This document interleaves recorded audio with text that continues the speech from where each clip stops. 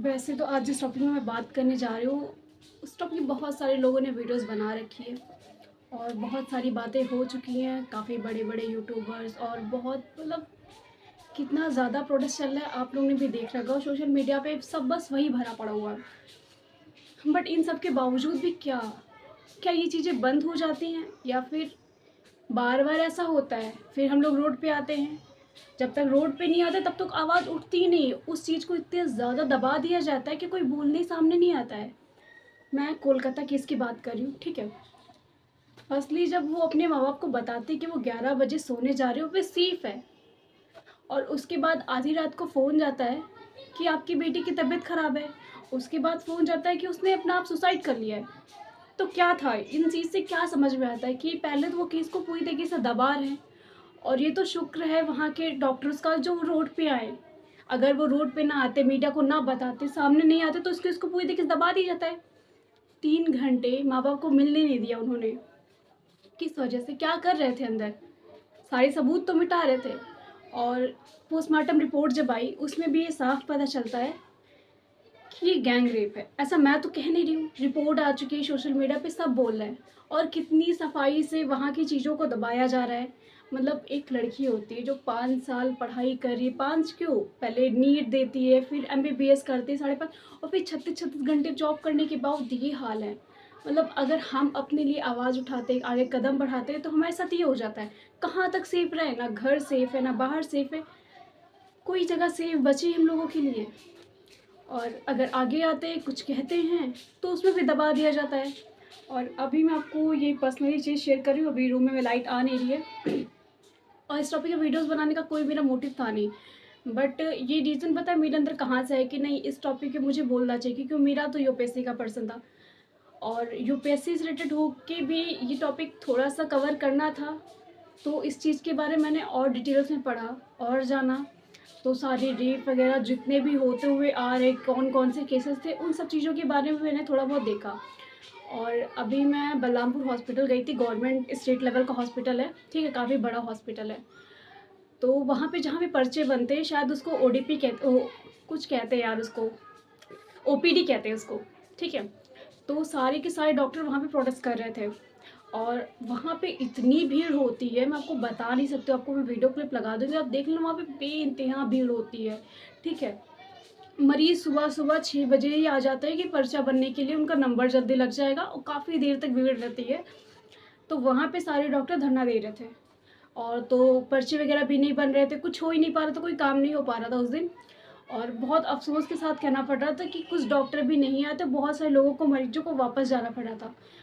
इस तरीके से मरीजों का तो नुकसान हो रहा था, पर एक उनकी नज़र से भी सोच के देखा जाए तो ये भी ज़रूरी था। अगर वो ये सब ना करे तो बात कब का दब जाएगी, कोई उसके खिलाफ बोलेगा नहीं। और इसके बाद कुछ देर तक मैं बताऊंगी, मैं 9 बजे गई थी, 10:30 बजे तक ये सब कुछ चला वहाँ पे। और उसके बाद वहाँ के सीनियर वगैरह जो भी उनका कुछ भी होगा, मतलब वो लोग आए और उन लोगों को समझाया कि ये सब बंद करो, तुम लोग यहाँ से जाकर रोड पे करो बाहर, ठीक है।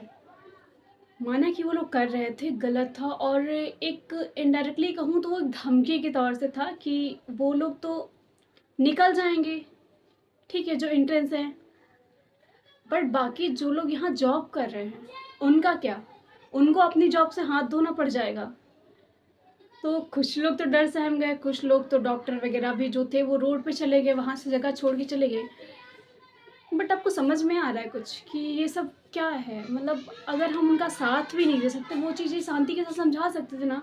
धमकी देने वाली क्या बात है कि सारी की सारी जो इंट्रेंस है वो चले जाएंगे, सारी जिम्मेदारी आपके ऊपर आ जाएगी, अगर कुछ होता है तो आपकी गारंटी हो जाएगी, वो ठीक है, ये बात तो मुझे समझ में आती है। बट ये इनडायरेक्टली आपको ऐसे लगे कि धमकी के तौर पे था कि वो बस शांत हो जाओ, ऐसा कुछ मत करो। और फिर उस दिन अस्पताल में भी तो यही हुआ ना, कि पहले तो उसको मर्डर सुसाइड केस बनाया गया। तो ये सब चीज़ों से क्या समझ में आता है, कितना ज़्यादा मतलब उस चीज़ को पता नहीं किसको छुपाने की कोशिश कर रहे हैं। 3 बजे कांड हो रहा है, वो बंदा एक अस्पताल में 4 बजे एंट्री करता है, फिर आराम से अपने ब्लूटूथ गिरा देता है और जाके घर पे सो जाता है आराम से। उसके बाद वो एक्सेप्ट कर लेता है, हाँ मैंने ये सब कुछ किया। तो उसके बाद के बयान कहाँ थे कि हाँ अगर उसने कुछ किया, तो उसके बाद की सफाइयाँ कहाँ हैं कि उसने क्या किया, बताया अगर के खुल के सामने। उसके बाद के कोई बयान क्यों नहीं है? फिर उनके साथ में जो उनके कलीग थे जिन्होंने उनके साथ डिनर वगैरह किया, उनके बयान क्यों नहीं आए? और सबसे अच्छी बात सुनो उनके प्रिंसिपल की, वो उसी दिन रिज़ाइन करके चले जाते हैं, उसके बाद वो दूसरे के प्रिंसिपल बन जाते हैं। मतलब अजीब चीज़ें हैं, कोई सुनने वाला होता ही नहीं हम लोगों की। कितनी बार ऐसे कांड हो जाते हैं, कितनी बार हम लोग रोड पे आते हैं, मुद्दा उठता है, बढ़ता है, कितने साल लग जाते हैं न्याय मिलने में। निर्भया वाले कांड को आपने देखा था, इसको भी कुछ इसी तरीके से उसको निर्भया 1.0 उसको 2.0 कहा जा रहा है। समझ में आता है ना, कुछ भी मतलब वो कुछ भी सेफ नहीं रखता। कभी कभी ऐसा लगता है कि हम लोग इतना सा मेहनत कर रहे हैं, कहीं ना कहीं सब बर्बाद जाएगी, या फिर पीछे से हम लोगों को सब कुछ काम धाम पढ़ाई लिखाई छुड़वा के घर पे बिठा दो। जब पता है कुछ कर नहीं सकते तो घर पे बिठा दो, आराम से जीते। सती प्रथा भी चालू कर दो इसी लगे पे, सब कुछ वैसे चालू हो जब पुराने ज़माने के तरीके से स्टार्ट हो, 20 साल पीछे चले जाओ, ज़्यादा अच्छा होगा ना फिर तो।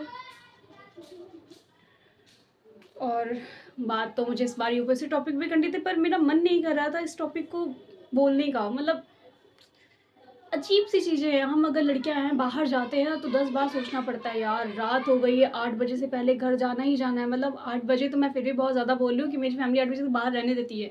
बहुत सी लड़कियां तो 6-7 बजे के बाद बाहर जाती रहती हैं, तो 8 बजे के बाद वापस घर आना है। हाँ पहुँच गए, अगर हम कोचिंग जा रहे हैं तो फ़ोन करते हैं हम पहुँच गए, हम यहाँ आ गए तो हम पहुँच गए। क्या ऐसे लड़कों के साथ में होता है? सीरियसली बताना बॉयज़, क्या अगर तुम लोग ये वीडियो देख रहे हो, क्या तुम लोग ऐसा करते हो? और क्यों हम लोग सेफ में फील नहीं कर पाते? कहीं भी सेफ नहीं थी कहीं। और इस बात पे ऐसा नहीं कि वो सिर्फ डॉक्टर का मुद्दा है इसलिए सिर्फ डॉक्टर वहाँ पे आए। इस बात पे हम सबको बाहर जाना पड़ेगा, हम सबको बोलना पड़ेगा, हम सबको कहना पड़ेगा, क्योंकि वो जो डॉक्टर है ना, वो किसी की बहन भी थी, वो किसी की बेटी भी थी। और क्या बीती होगी उनके माँ बाप के ऊपर जब उन्होंने अपनी बेटी की ऐसी हालत देखी होगी। तो आप सोच सकते हो कि मतलब वो इतनी मेहनत करके यहाँ तक पहुँचती है, उसके बाद उसके साथ ये हो जाता है।